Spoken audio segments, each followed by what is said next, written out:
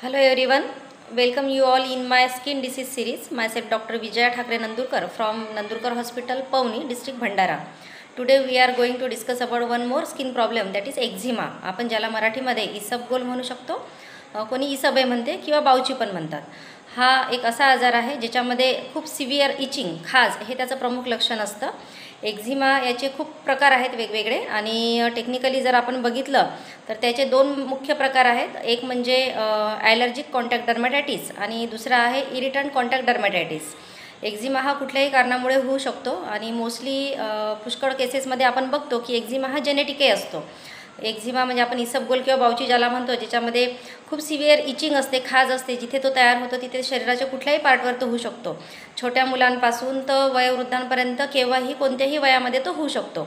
लहान मुलांमध्ये आपण बघतो जे छोटे बेबीज असतात ज्यांना फेसवर, गालावर रेडिश रॅशेस येतात, कोणाला नॅपीच्या जागी रॅशेस येतात, नॅपी रॅशेस, ते सुद्धा एक्झिमाचाच प्रकार आहे. कॉन्टॅक्ट एक्झिमा म्हणू शकतो आपण त्याला, किंवा कॉन्टॅक्ट डर्मॅटायटिस म्हणू शकतो.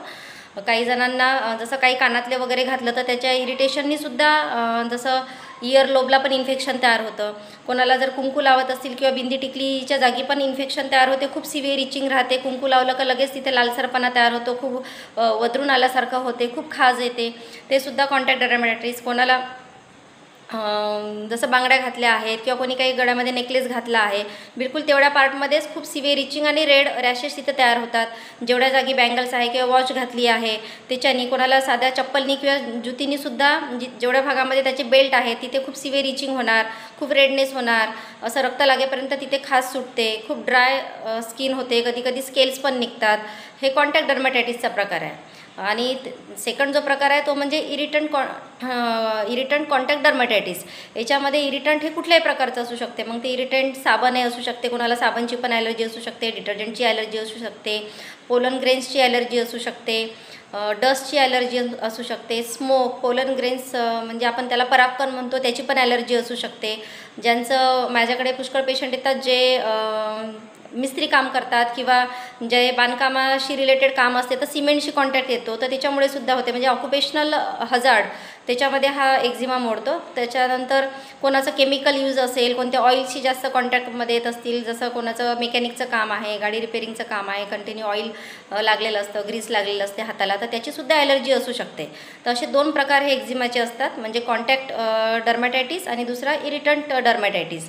तर असे दोन विभाग झाल्यानंतरही एक्झिमाचे परत त्याच्यामध्ये पण दोन भाग असतात. त्याच्यामध्ये एक आहे ड्राय एक्झिमा आणि दुसरा आहे वेट एक्झिमा. ड्राय एक्झिमामध्ये स्किन जी आहे ही एलिफंट लाईक स्किन होते. जसं एलिफंटची जशी स्किन खूप जाड असते, खूप ड्राय असते, एकदम स्केली, कधी कधी क्रॅक पण होतात आणि एवढं सिव्हिअर इचिंग असते पण ब्लिडिंग होईपर्यंत, आणि तिथे कंटिन्यू असं स्केल निघत असतात, कोस निघल्यासारखं निघतं किंवा पुष्कळ वेळा खाजवलं तर असं कोस पांढरी कधी डॅन्ड्रफ पडल्यासारखं पण ते दिसते. तर हे आहे ड्राय एक्झिमा. आणि वेट एक्झिमा म्हणजे जिथे बारीक बारीक कधी पुरळ येते, फुंस्या येतात आणि चिकट थोडंसं पाणी पण त्याला सुटते, आणि जसं जसं ते पाणी आजूबाजूला लागत जाते तसं तसं तो एक्झिमा फैलत जातो. पहिले छोट्याशाच एरियात मोस्टली हे पायाला होतं, अँकलच्या एरियामध्ये, पायांना किंवा इथे बोटांना वगैरे, हातांना.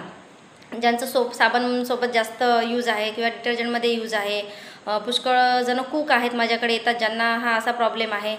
त्यांचा कंटिन्यू कॉन्टॅक्ट इरिटंट जसं मसाले आहेत वेगवेगळ्या प्रकारचे, त्याच्याने कंटिन्यू कॉन्टॅक्ट होऊनही त्यांना एक्झिमा होतो. तर कॉन्टॅक्ट डर्मॅटायटिस आहे ते. तर छोटे छोटे बारीक पुरळ येते, त्याला खाज सुटते, चिकट पाणी सुटते, कधी रक्त लागते आणि आजूबाजूला फैलते. आणि त्या इन्फेक्शनमुळे काय होतं की तिथे स्वेलिंग पण राहते. काही काही पेशंट असे की त्यांचा हात एवढा सुजलेला असतो, पायसुद्धा असे मोठे मोठे झालेले असतात, कारण तिथे इन्फेक्शनने पूर्ण स्वेलिंग आलेली असते. जर त्याच्यामध्ये जर हिस्ट्री असेल, कोणी डायबिटिक असतील पेशंट, तर त्याच्यामध्ये हे इन्फेक्शन खूप जास्त प्रमाणात वाढण्याची शक्यता असते. आणि मोस्ट म्हणजे जो एक्झिमा आहे बघा, याच्यामध्ये जेनेटिक पण कॉज आहे. आता एक पेशंट गडचिरोलीचे होते, ज्यांच्या आईला, म्हणजे त्यांची आई आता जवळपास 76-77 आहे तिचं वय, त्यांना पण एक्झिमा होता. त्यांचा जो मुलगा आहे ज्यांचं वय 57-58 वगैरे असेल, त्यांना पण एक्झिमा, आणि त्यांचाही मुलगा त्याला पण एक्झिमा. सेम तिघांनाही पायाला इतका सिव्हिअर एक्झिमा की पूर्ण डार्क ब्लॅक स्किन झालेली, खाजून खाजून पूर्ण ब्लड लागलेलं आणि स्टिकी त्याच्यामध्ये डिस्चार्ज. तर कधी कधी जेनेटिक, हेरिडिटरी म्हणजे आपण अनुवांशिकताही एक्झिमामध्ये राहते काही प्रमाणामध्ये. आणि याच्यामध्ये कसं होते की एक्झिमामध्ये आपली जी बॉडीची इम्यून सेल असतात म्हणजे जसं इरिटंट एखादा किंवा ॲलर्जिक कॉन्टॅक्ट कुठलाही आपल्या शरीराला कुठेही त्याचा कॉन्टॅक्ट झाला त्या इरिटंटचा, तर आपली शरीराची जी इम्यून सिस्टीम असते, इम्यून सेल असते, हे हिस्टामिन तयार करतं. हिस्टामिन हा एक ॲलर्जिक पदार्थ आपल्या शरीरामधून तयार होतं, सिक्रिशन हिस्टॅमिनचं, ज्याच्यामुळे आपल्याला खूप इचिंग तिथे होते. आणि जर आपण अँटी हिस्टामिन मेडिसिन घेतल्या, जसं आपण बघतो सेट्रिझिन आहे, लिओसेट्रिझिन आहे, पुष्कळजण आपण बघतो की ह्या गोळ्या त्या खाजेसाठी यूज करतात. तर या गोळ्यांचं काम आहे की आपले जे इम्यून सिस्टीमचे जे सेल्स आहेत त्याला स्लीप ठेवणं, म्हणजे त्याला झोपून ठेवणं, म्हणजे ते हिस्टामिन तयारच करणार नाहीत. परंतु त्याचा जो कालावधी आहे तो 12 तास किंवा 24 तास राहतो.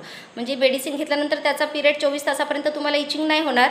परत ते एक दिवस झाला का ते परत सुरू होणार. म्हणजे तुम्ही मेडिसिन घेईपर्यंत ते तात्पुरतं टेम्पररी रिलीफ राहणार. किंवा तुम्ही कॉर्टिकोस्टिरॉइड जर घ्याल तर स्टिरॉइडचा जर वापर केला तर त्याचंही ते काम आहे की तुमचे इम्यून सेल जे आहे त्याला स्लीप करून ठेवणं, झोपून ठेवणं, म्हणजे हिस्टामिन तयार होणार नाही. हिस्टामिन तयार झालं का तुम्हाला परत इचिंग सुरू होणार, परंतु ते तुम्हाला टेम्पररी रिलीफ देणार. पण जर का तुम्ही होमिओपॅथिक मेडिसिन जर घ्याल तर खूप चांगले रिझल्ट होमिओपॅथिक मेडिसिन्सचे एक्झिमामध्ये आहेत. अनेक दुरून पेशंट येतात की ज्यांना अनेक वर्षापासून 8-8 वर्षापासून मेडिसिन घेत आहेत, परंतु त्यांना फक्त तात्पुरता आराम होतो. पण होमिओपॅथिक मेडिसिननी पूर्णपणे त्यांना आराम झालेला आहे. स्ट्रेस, मेंटली स्ट्रेस, तणाव, टेन्शन हे पण खूप महत्त्वाचं कारण आहे एक्झिमा वाढण्याचं. आपण पुष्कळ पेशंट आमच्याकडे येतात आणि सांगतात की हा अंधार उजेड पकडतो, जसं अमावस्या पौर्णिमेनुसार जशी अमावस्या पौर्णिमा येते तसा हा आजार आहे आमचा पौर्णिमेला वाढतो, अमावस्येला कमी होतो, किंवा कधी अमावस्येला वाढतो तर पौर्णिमेला कमी होतो. तर हे सगळं होमिओपॅथीमध्ये आहे. म्हणजे तुमच्या आजाराचं ॲग्रॅवेशन आणि ॲमेलिओरेशन, कधी फुल मून आहे किंवा न्यू मून आहे, त्याच्यामध्ये तुम्हाला ॲग्रॅवेशन किंवा ॲमेलिओरेशनसाठी मेडिसिन स्पेशली होमिओपॅथीमध्ये खूप चांगले औषध आहेत.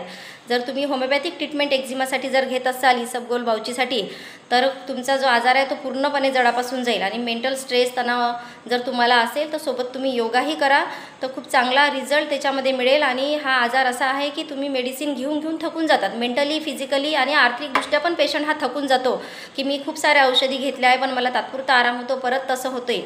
तर आपण होमिओपॅथिक मेडिसिन जे खूप रिजनेबल याच्यामध्ये तुम्हाला ती ट्रीटमेंटही मिळते आणि आजारही तुमचा जडापासून जातो आणि without any side effects. Thank you.